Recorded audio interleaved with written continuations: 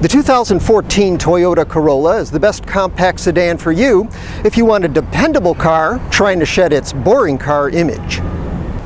Corolla is fully redesigned for the first time since 2009 and comes out blazing with radical new styling and a major increase in wheelbase that finally gives it a roomy rear seat.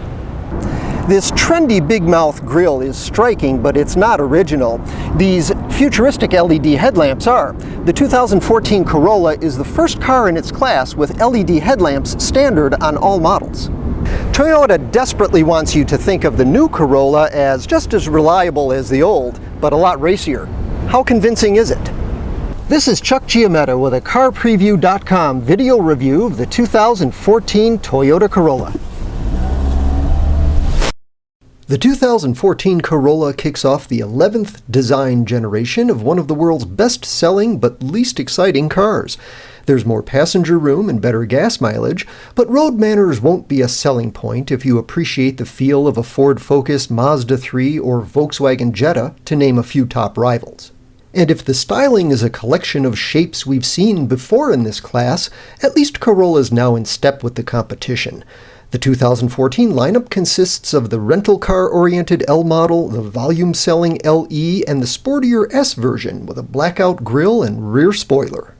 New this year is the maximum fuel economy LE Eco trim level. It gets aerodynamic and powertrain tweaks and low rolling resistance tires. Mechanically, the new Corolla plays it safe, mostly.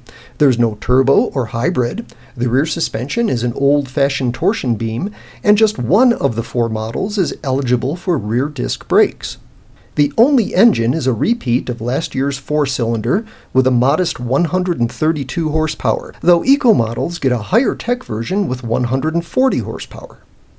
There's no noticeable performance difference, but the Eco rates a hybrid-like 42 miles per gallon on the highway and an impressive 35 mpg in combined city highway driving. The other Corollas top out at a very pleasant 32 mpg combined. Toyota does bend tradition by introducing a continuously variable transmission to do the work of a conventional automatic. Designed with fuel economy in mind, CVTs deliver power in the manner of a rheostat, though S models can simulate 7 driver-selected gear ratios.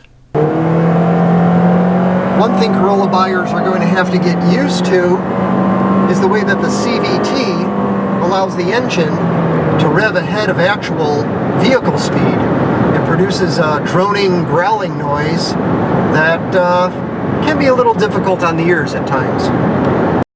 The good news is that in most conditions, the majority of Corolla drivers won't know and won't care they don't have a conventional automatic. Acceleration off the line is sleepy, but decent once you get going. Steering feel is light and imprecise. Handling's still pretty lazy, though the S model is modestly aggressive in turns.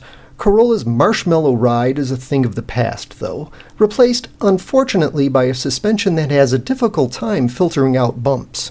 Inside, a new dashboard that's broad and flat eliminates any hint of a driver-oriented cockpit. Front seat comfort is good, despite a slight headroom deficit. S models have their own gauges and bolstered front bucket seats, and every Corolla has a big back seat with standard folding rear seat backs, though lack of a rear center armrest is a silly omission. At just over $19,000 to start, the volume-selling 2014 Corolla LE is priced within a few $100s of a comparable Focus, Honda Civic, or Chevy Cruze. However, at around $23,000 with every option, including navigation, power moonroof, and push-button start, a loaded Corolla S or LE undercuts most top-line rivals by as much as $2,000. That's one advantage of Toyota sticking with a familiar engine and a rather elementary suspension. Although it's far from an excitement machine, the new Corolla is closer to being a desirable compact car. It's still what you're going to buy because you need good basic transportation rather than what you're going to buy because you want a Corolla. For more on cars, trucks, and SUVs, go to CarPreview.com.